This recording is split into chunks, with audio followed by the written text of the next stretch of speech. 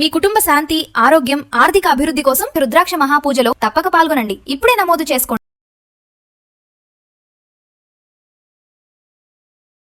నమస్తే, welcome to Suman TV. నేను మీ కృష్ణవేణి. మంత్రము, యంత్రము, తంత్రం, వాస్తు, జ్యోతిష్యం, రత్నాలు, రుద్రాక్ష అన్నీ కూడా మానవ జీవితంలో గ్రహస్థితుల్ని ఖచ్చితంగా ప్రభావం చూపుతాయి. ఒకప్పుడు దీన్ని మూఢనమ్మకం అని కొట్టేశారు. మనం శంకర్లో పోస్తే గానీ తీర్థం అనం కదా. ఇప్పుడు సైంటిస్టులు విదేశాల్లో, అమెరికా లాంటి దేశాల్లో ప్రయోగాలు జరిగి హైందవ ధర్మము అందులో చెప్తున్న ప్రతి అంశము నిజమే అని ప్రూవ్ అవుతూ వస్తుంది. ఈ సందర్భంలో ప్రత్యేకంగా చెప్పుకోవాల్సింది సాక్షాత్తు శివంశగా మనం భావించే రుద్రాక్ష గురించి. అటువంటి ఒక రుద్రాక్ష ఉంటేనే విపరీతమైన ఎనర్జీ ఉంటుంది.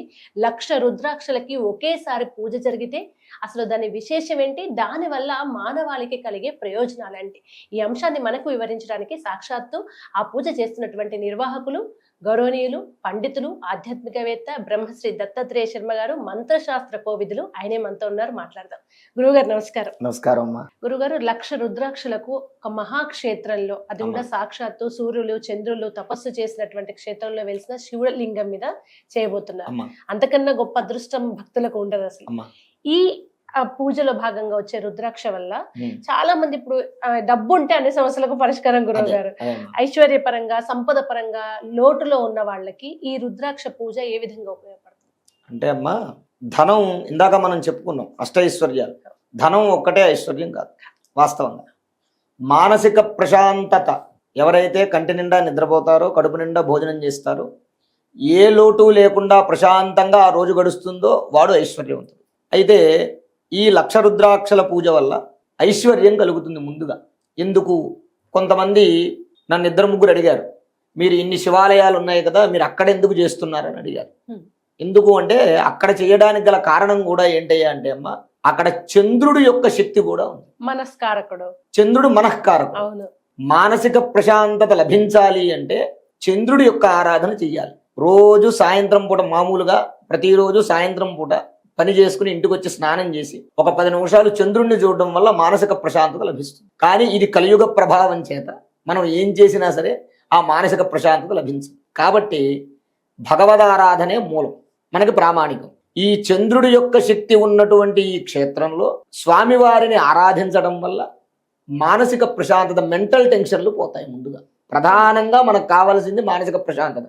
ఓ సమస్య ఉందనుకోని ముందు మెంటల్ టెన్షన్ లేకుండా ఉంటే ఏ సమస్యనైనా ఎదుర్కొనే శక్తిని భగవంతుడు ఇస్తాడు మనకి. కాబట్టి ఆ మెంటల్ టెన్షన్లు తొలగిపోతాయి. ఎందుకు అయ్యా అంటే ఇక్కడ ఉన్నటువంటి శివలింగం శుద్ధ స్ఫటిక లింగం, చంద్రుడి యొక్క శక్తితో ఉంటుంది. ఆ శివలింగం యొక్క మెటీరియల్ ఏదైతే ఉందో ప్రపంచంలో మొత్తం కలిపి ఒక 10-15 శివలింగాల కన్నా ఎక్కువ లేదు. ఆ మెటీరియల్ మీకు ఎక్కడ దొరకదు. అది కేవలం చంద్రుడి యొక్క ప్రభావం ఉన్నటువంటి దేవాలయాల్లో మాత్రమే దొరుకుతుంది. శుద్ధ స్ఫటికం అన్నమాట. అమావాస్య అప్పుడు చంద్రుడి యొక్క శక్తి ఎలా ఉంటుందయ్యా అంటే, అమావాస్యకి చంద్రుడు కళ తగ్గుతుంది. అలాగే ఈ దేవాలయంలో కూడా ఆ కొద్దిగా నలుపు రంగులోకి వస్తుంది. శివలింగం తెల్లగా ఉంటుంది, నలుపు రంగులోకి వస్తుంది. పౌర్ణమి వచ్చినప్పుడు కొద్దిగా బ్రైట్ గా కనపడుతుంది చంద్రుడి యొక్క శక్తి. ఆ చంద్రుడి యొక్క శక్తికి, చంద్రుడికి అధిష్టాన దేవత ఎవరు? ఈశ్వరుడు. కాబట్టి ఆ పరమేశ్వరుణ్ణి ఆరాధించడం వల్ల చంద్రుడి యొక్క ప్రభావం మన మీద, చెడు ప్రభావం తొలగిపోయి మెంటల్ టెన్షన్స్ పోతాయి. ముందు ఆ మెంటల్ టెన్షన్స్ పోతే దేన్నైనా జయించవచ్చు. కాబట్టి అటువంటి ప్రభావం, మానసిక ప్రశాంతత అందరికీ కలగాలనే సంకల్పంతో ప్రధానంగా ఆ యొక్క క్షేత్రంలో ఈ కార్యక్రమాన్ని ఏర్పాటు చేయడం జరిగింది. మీరు అక్కడ గుడి వైశిష్టం గురించి చెప్తున్నప్పుడు సూర్య చంద్రులు సర్పరాజు, అవునమ్మా, ముగ్గురు అన్నారు కనుక అటు సూర్యుడు ఆరోగ్యకారకుడు, నాగసర్ప దోషాలున్నా, కుజ దోషాలున్నా, ఇటు సర్పం అంటే ఏ సమస్య ఉన్న వాళ్ళకైనా, ఏ సమస్య ఉన్న వాళ్ళకైనా సరే. అందుకే చెప్పాను కదా, సూర్యుడు అంటే ఆరోగ్యం.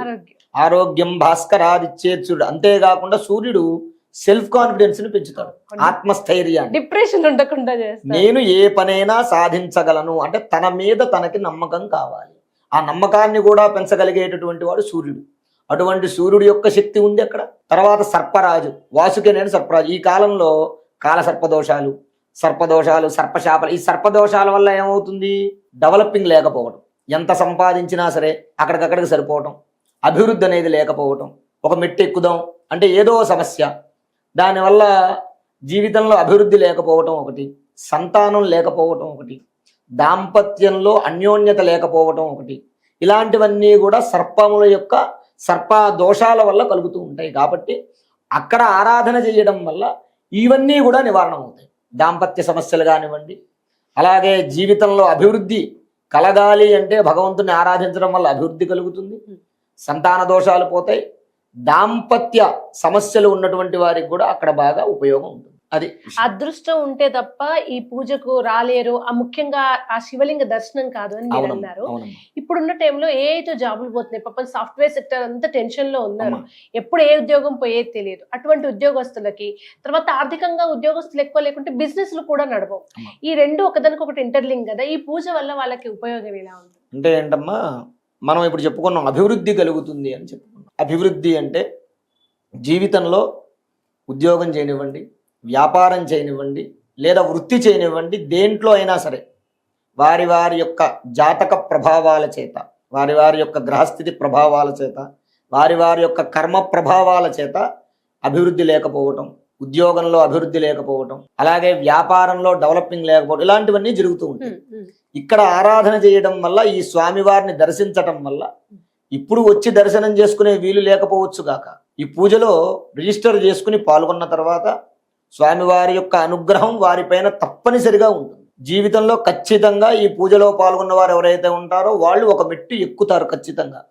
తదుపరి ఎప్పుడైనా సరే వచ్చి ఆ స్వామివారి యొక్క దర్శనం చేసుకోవడం వల్ల వారికి శుభాలు కలుగుతాయి. శివారాధన అంటే చాలా మంది మార్కండేయుడు లాగా నిత్య ఆయుష్ కోసం అనుకుంటారు, కానీ అసలు డబ్బు కోసమే ఎక్కువగా శివారాధన శ్రేష్టం. ఆయనని ఆరాధిస్తే డబ్బుకు ఎటువంటి లోటు ఉండదు అంటారు. ఇక్కడ 1,00,000 రుద్రాక్షలతో ఒకేసారి పూజ జరుగుతుంది. లక్ష్మీ కటాక్షం ఎలా ఉండబోతుంది? అమ్మా, పరమేశ్వరుడు కుబేరుడికి ధనాన్ని ఇచ్చి నవనిధులకి అధిపతి చేసినటువంటి వాడు పరమేశ్వరుడు. పరమేశ్వరుణ్ణి ఎవరైతే ఆరాధన చేస్తారో వారికి దేనికి లోటు ఉండదు. ప్రధానంగా ధనానికి కానివ్వండి, ధాన్యానికి కానివ్వండి, దేనికి లోటు ఉండదు. పరమేశ్వర ఆరాధన చేసేటటువంటి వారిలో మనకి ఇప్పటికీ కూడా ప్రత్యక్షంగా రాజకీయ నాయకులు చాలామంది ఉన్నారు. మనం చూస్తూనే ఉంటాం. శివరాత్రి అప్పుడు కానివ్వండి, కార్తీక మాసం అప్పుడు వారు ప్రత్యేకంగా, ఇప్పుడు సుబ్బరామరెడ్డి గారు ఉన్నారు, అవును, వాస్తవంగా వారు శివారాధన చేస్తారు. ఆ సాక్షాత్తు ఆయనకి అపర రావణ బ్రహ్మ అని పేరు సుబ్బరామరెడ్డి గారికి. అంటే ఆయన శివారాధన అంత స్థాయిలో చేస్తారు. వారు ఎంత పేరు ప్రఖ్యాతులు పొందారు అంటే మనకు తెలిసి ఒకళ్ళిద్దరు ఉన్నారు, కానీ తెలియక చాలామంది ఉన్నారు. ఎవరైతే పరమేశ్వరుణ్ణి ఆరాధన చేస్తారో వారికి ఐశ్వర్యం కలుగుతుంది. ఎందుకు అంటే ఎప్పుడైనా సరే అమ్మ, స్వార్థం లేనటువంటి వాడే పక్కవాడికి పంచిపెట్టగలడు. పరమేశ్వరుడికి ఏ స్వార్థం ఉండదు. భోళాశంకరుడు, ఆయన భోళాశంకరుడు కాబట్టి ఎవరు ఏది కోరితే అది ప్రసాదిస్తాడు. కాబట్టి ఆ పరమేశ్వరుణ్ణి ఆరాధించడం వల్ల ధర్మబద్ధమైన కోరిక, తనను తాను బాగుపరుచుకోవడం కోసం ఏది కోరినా పరమేశ్వరుడు ఇస్తాడు. పక్కని వాడిని నాశనం చెయ్యాలంటే మాత్రం అసలు ఇవ్వడు అనమాట. కాబట్టి తనను తాను బాగు చేసుకోవడం, అయ్యా నేను నా కుటుంబం వృద్ధిలోకి రావాలి, ఐశ్వర్యం ప్రసాదించు, దానా తీసుకో అని ఇచ్చేస్తాడు. అలాగే ఎదుటివాడు నాశనం అవ్వాలి కోరుకుంటే మాత్రం నీ జన్మలో నువ్వు ఇంకో 10 జన్మలు ఎత్తినా సరే పరమేశ్వరుడు నీ వంక కూడా చూడడు. ఈశ్వరుణ్ణి ఆరాధిస్తే సర్వోత్కృష్టమైనటువంటి ఐశ్వర్యం కలుగుతుంది. ఎన్ని జన్మలకి? 7 జన్మ 7 జన్మలకి కూడా తరిగిపోయినటువంటి ఐశ్వర్యం. వాడు జన్మ జన్మాంతరాలను కూడా ఏం చెప్తారు? త్రిదలంత్రి గుణాకారం త్రినేత్రంచ త్రియాయుధం త్రిజన్మ పాప సంహారం ఏక బిల్వం శివార్పణం. పాపం నశిస్తేనే ఐశ్వర్యం కలుగుతుంది. ఏం చెయ్యాలి? ఒక్క బిల్వదలను తీసుకుని కళ్ళగద్దుకుని శివలింగం మీద పెడితే 3 జన్మల నాటి పాపం పోతుంది. అలాంటిది ఇన్ని రుద్రాక్షల పూజ చేస్తే ఎన్ని జన్మల నాటి పాపం పోతుంది? ఎన్ని జన్మల కృతమైనటువంటి పాపం కూడా తొలగిపోయి భవిష్యత్తులో అన్ని జన్మలకే ఐశ్వర్యవంతులు అవుతాడు. ఆ కారణం మనం 1,00,000 రుద్రాక్షలు పూజ చేయడం జరుగుతుంది. ధన్యవాదాలు గారు. ధన్యవాదాలమ్మా. విద్య, ఉద్యోగం, వివాహం, సంతానం, దాంపత్య సమస్యలు, ఆరోగ్య సమస్యలు, ఆర్థిక సమస్యలు, ఏ సమస్యలకైనా నివారణం కలగాలి అంటే 1,00,000 రుద్రాక్ష పూజల్లో పాల్గొనండి. అందరికీ శుభం కలిగి పరమేశ్వరానుగ్రహంతో ఆయుష్షు, ఆరోగ్యము, ఐశ్వర్యము, ఆనందము కలుగుతాయి. శుభం. స్వస్తి.